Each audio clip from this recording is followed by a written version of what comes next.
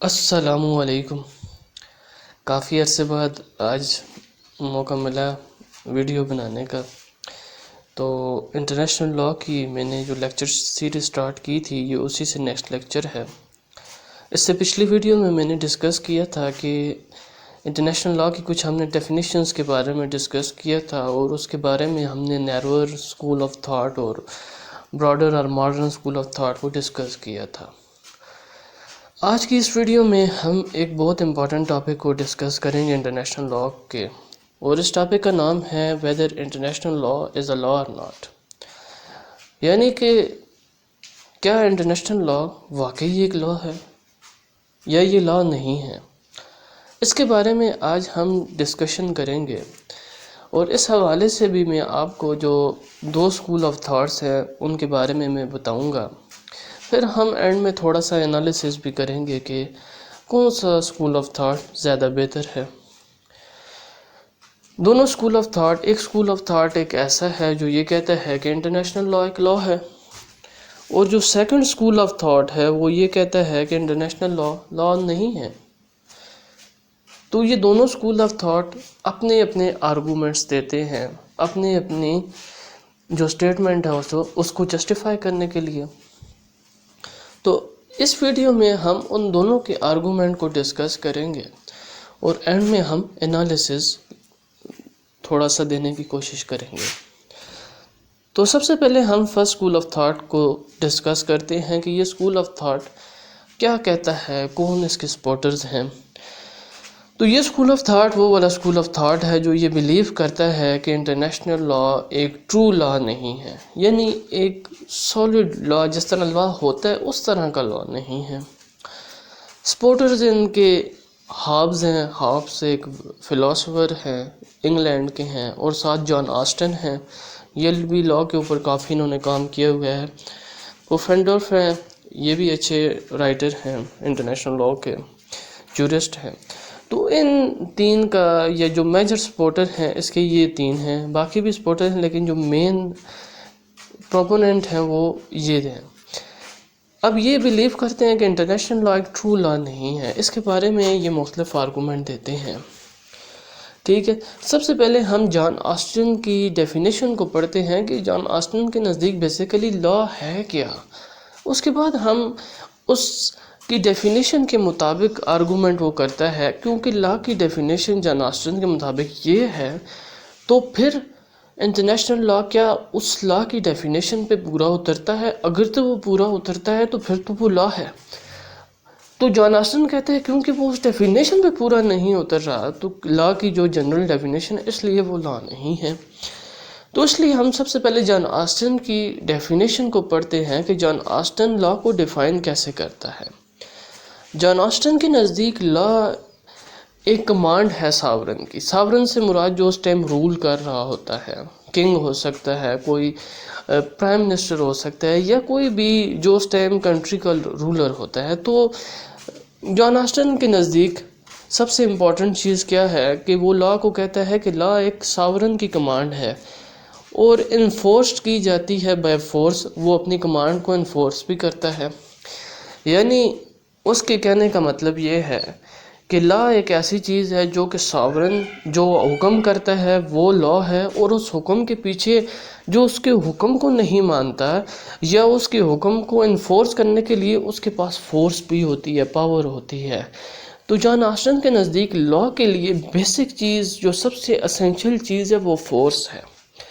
یعنی جب تک جان آسٹن کا یہ کہنا ہے کہ جب تک فورس نہیں ہوگی تو کوئی بھی چیز امپلیمنٹ نہیں ہو سکتی، یعنی ہر کوئی اس کی وائلیشن کرتا رہے گا۔ تو جب فورس ہوگی تو کوئی اس کی وائلیشن نہیں کرے گا۔ تو اس لیے جان آسٹن کے نزدیک لاء کی سب سے بیسک چیز جو ہے وہ فورس ہے، اور جس چیز میں فورس نہیں ہے اس کو ہم لاء نہیں کہہ سکتے۔ تو جان آسٹن کا یہ کہنا ہے کہ کیونکہ انٹرنیشنل لاء کے اندر فورس کا ایلیمنٹ نہیں ہے تو اس لیے ہم انٹرنیشنل لاء کو ایک ٹرو لاء نہیں کہہ سکتے۔ ٹھیک ہے، تو پہلا آرگومنٹ جو یہ اسکول آف تھاٹ دیتے ہیں وہ یہ کہتا ہے کہ کیونکہ انٹرنیشنل لاء کے پاس کوئی کوئرسیو پاور نہیں ہے کہ وہ اپنے چیزوں کو انفورس کر سکے، تو اس لیے ہم یہ نہیں کہہ سکتے کہ انٹرنیشنل لا ایک ٹرو لا ہے۔ ان کے نزدیک فورس سے مراد کوئی ملٹری ہو، کوئی پاورفل چیز ہو جس کے ذریعے وہ چڑھائی کر دیں جو ان کی وائلیشن کر رہا ہو، جیسے ڈومیسٹک لا کے اندر ہوتا ہے، کیونکہ یہ اس کا کمپیریزن ڈومیسٹک لا سے کافی زیادہ کر رہے ہوتے ہیں کہ اس کے اندر ایک فورس ہوتی ہے، جب کوئی وائلیشن کرتا ہے تو اس کو جیل کے اندر ڈالا جاتا ہے، اس کو سزائیں ہوتی ہیں اور اس کو پراپر پولیس فورس ہوتی ہے پراپر۔ تو یہ کہتے ہیں انٹرنیشنل لا کے پاس کوئی پولیس فورس ہی نہیں ہے، تو یہ اپنے ڈیسیژنز کو امپلیمنٹ نہیں کر سکتے۔ تو پہلا آرگومنٹ یہ ہے کہ لیک آف کوئرسیو پاور کی وجہ سے انٹرنیشنل لا کو ایک ٹرو لا نہیں کہا جا سکتا۔ دوسری بات یہ کیا کرتے ہیں، دوسرا آرگومنٹ یہ کیا دیتے ہیں، دوسرا آرگومنٹ یہ دیتے ہیں کیونکہ انٹرنیشنل لا کے پاس کوئی سپیریئر اتھارٹی نہیں ہے، کوئی جو کہ ان کے ٹریٹیز کو انفورس کر سکے، ٹھیک ہے۔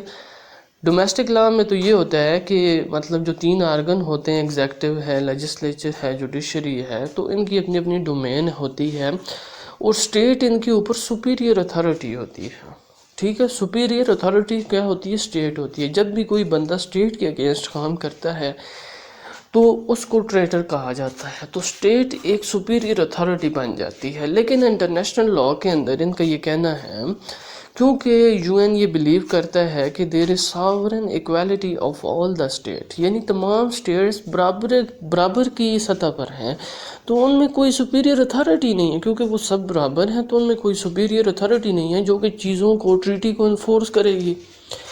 تو لیک آف سپیریئر اتھارٹی کی وجہ سے بھی انٹرنیشنل لا کو ہم ٹرو لا نہیں کہہ سکتے۔ اس کے بعد جو تیسرا آرگومنٹ، یہ جوڈیشری کی طرف آتے ہیں۔ تیسرا آرگومنٹ یہ دیتے ہیں کہ there is no such executive that can enforce the decision of ICJ and observance of provision of treaties. تیسری بات یہ کرتے ہیں کہ ان کے پاس کوئی ایسی ایگزیکٹو بھی نہیں، جیسے ڈومیسٹک لا میں ایک ایگزیکٹو ہوتی ہے جو کہ ڈیسیژنس کو امپلیمنٹ کرتی ہے، ٹھیک ہے، جتنے بھی انفورس ڈیسیژنس لیتی ہے لیجسلیچر ان کو میکانزم بناتی ہے ان کو انفورس کرنے کے لیے۔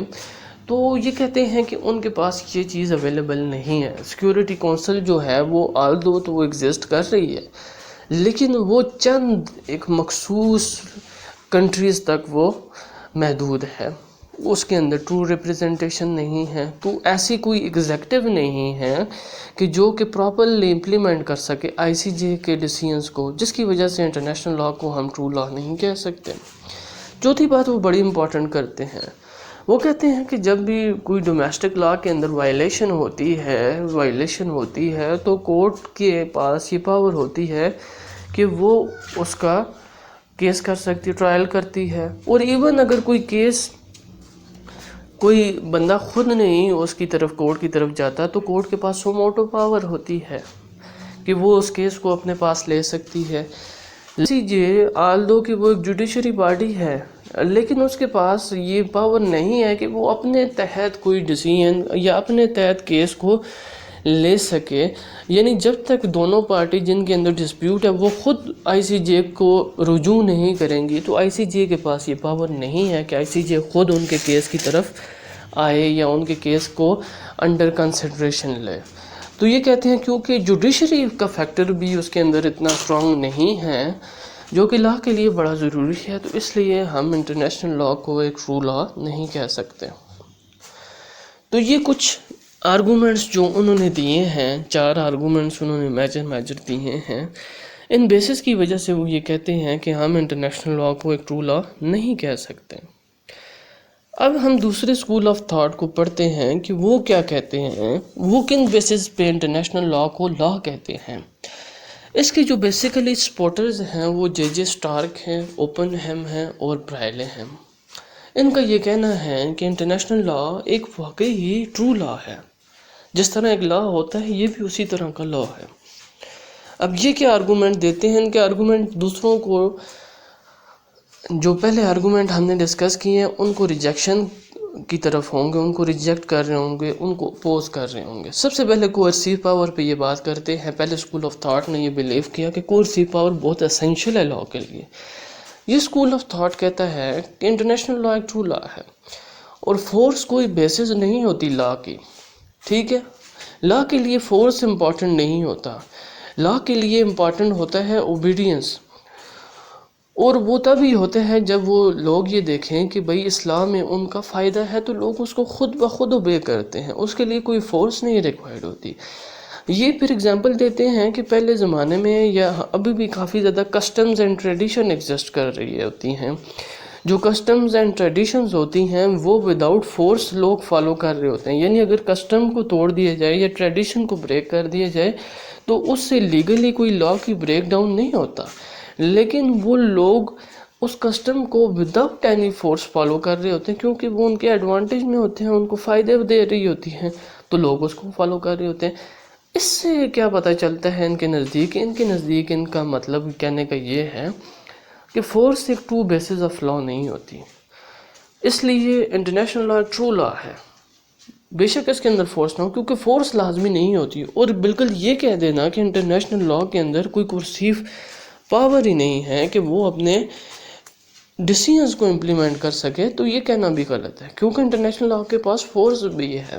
فورس اس طرح سے ہے کہ موجودہ دور میں سب سے بیسٹ جو کسی کنٹری کے اگینسٹ آپ کر سکتے ہیں وہ اس کے اوپر اکنامک بیریئر لگا دیں، اکنامک سینکشنز آپ لگا لیں۔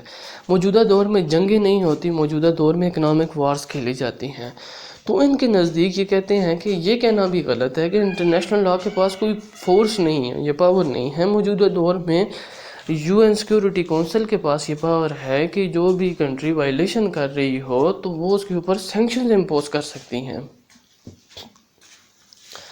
اکنامک سینکشنز امپوز ہو سکتی ہیں، ان کے اوپر بلاکٹ امپوز کیا جا سکتا ہے، اور ایون ان سویئر کیسز جب تو وہ اپنی کنٹریز کی جو ان کی ممبر اسٹیٹس ہوتی ہیں یو این کی، ان سے ریکویسٹ کر سکتی ہے کہ آپ اپنی استطاعت کے مطابق فورسز بھیجیں تاکہ ہم ایک کنٹری ہے اگریسر ہے وہ ہماری بات نہیں سن رہا، اس کے خلاف کارروائی کر سکے۔ تو یہ کہنا بھی غلط ہو گیا ہے کہ انٹرنیشنل لا کے پاس کوئی پراپر فورس بھی نہیں ہے۔ پہلی بات انہوں نے یہ کی کہ فورس لازمی نہیں ہے لا کے لیے۔ دوسری بات یہ انہوں نے کی کہ یہ کہنا بھی غلط ہے کہ بھئی انٹرنیشنل لا کے پاس فورس نہیں ہے، کیونکہ یہ سیکیورٹی کونسل ایک میجر فیکٹر ہے جو کہ کافی پاورفل ہے، جو سینکشنز امپوز کر سکتا ہے۔ تیسری بات وہ یہ کرتے ہیں آئی سی جے کے بارے میں، وہ یہ کرتے ہیں کہ یہ کہنا کسی حد تک ٹھیک ہے کہ آئی سی جے کے پاس کمپلسری جورسڈکشن نہیں ہے۔ کمپلسری سے مراد یہ ہے کہ خود بخود آئی سی جے کہیں پہ دیکھے کہ اس کی انٹرنیشنل لا کی وائلیشن ہو رہی ہے تو وہ خود ایکشن لے لے۔ یہ کہتے ہیں کہ یہاں تک تھوڑی بات ٹھیک ہے پہلے اسکول آف تھاٹ کی کہ آئی سی جے کے پاس کمپلسری جورسڈکشن نہیں ہے، اور آئی سی جے وہی کیسز سالو کر سکتی ہے جو کہ اس کو دونوں اسٹیٹ جو کہ ڈسپیوٹ ہیں وہ سبمٹ کریں گے تب یہ سالو کرے گی۔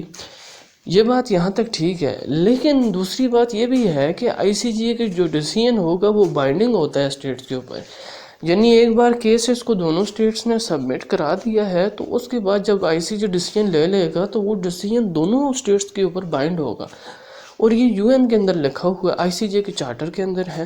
اگر کوئی اسٹیٹ اس کو ماننے سے انکار کر دیتی ہے تو یو این سیکیورٹی کونسل سے ریکویسٹ کی جائے گی بھائی یہ اسٹیٹ آئی سی جے کا ڈیسیژن نہیں مان رہی، تو اس کے خلاف ایکشن ہوگا۔ تو اس لیے ہم یہ کہہ سکتے ہیں کہ انٹرنیشنل لا کے پاس جوڈیشری بھی ہے، فورس بھی ہے، جوڈیشری بھی ہے، لیگل سسٹم بھی ہے، تو ان بیسس پہ ہم یہ کہہ سکتے ہیں کہ انٹرنیشنل لا ایک ٹرو لا ہے۔ اب ہم تھوڑا سا انالیسس کی، تو دونوں اسکول آف تھاٹ کو ہم نے ڈسکس کر لیا، اب تھوڑا ہم انالیسس پہ جاتے ہیں۔ انالیسس میں ہم دیکھتے ہیں کہ یہ کہہ دینا بھی غلط ہے کہ انٹرنیشنل لا ہے ہی نہیں ہے، ٹھیک ہے؟ جو کریکٹ ویو ہم انالیسس یہاں سے لے سکتے ہیں، ہم یہ کہہ سکتے ہیں کہ انٹرنیشنل لا ایک لا ہے لیکن تھوڑا ویک لا ہے، ڈومیسٹک لا کی طرح اسٹرانگر لا نہیں ہے، تھوڑا ویک لا ہے۔ ویک لا اس وجہ سے ہے کیونکہ ایک تو تھوڑا سیکیورٹی کونسل کے اندر بگ پاورز ہیں، ویٹو پاور ہے، تو وہ کسی بھی بل کو یا کسی بھی ایکٹیویٹی کو کیا کر دیتی ہیں، ویٹو کر دیتی ہیں، جس کی وجہ سے انٹرنیشنل لیگل سسٹم ویک ہو رہا ہے۔ تو یہ کہہ دینا پہلے ویو آف تھاٹ کی طرح کہ انٹرنیشنل لا ایک لا ہے ہی نہیں ہے، تو یہ بھی غلط ہے۔ یا یہ کہہ دینا کہ انٹرنیشنل لا ایک بڑا اسٹرانگ لا ہے، جیسے سیکنڈ ویو آف تھاٹ ہے، جیسے تو بالکل ایک درمیانی اپروچ رکھنی چاہیے کہ لا ہے لیکن تھوڑا ویک لا ہے۔ تو یہ تھا آج کا ہمارا لیکچر، جس میں ہم نے ڈسکس کیا کہ ویدر انٹرنیشنل لا از اے لا اور ناٹ۔ اگر آپ کو ویڈیو اچھی لگی ہو تو چینل ضرور سبسکرائب کیجیے گا۔ اللہ حافظ۔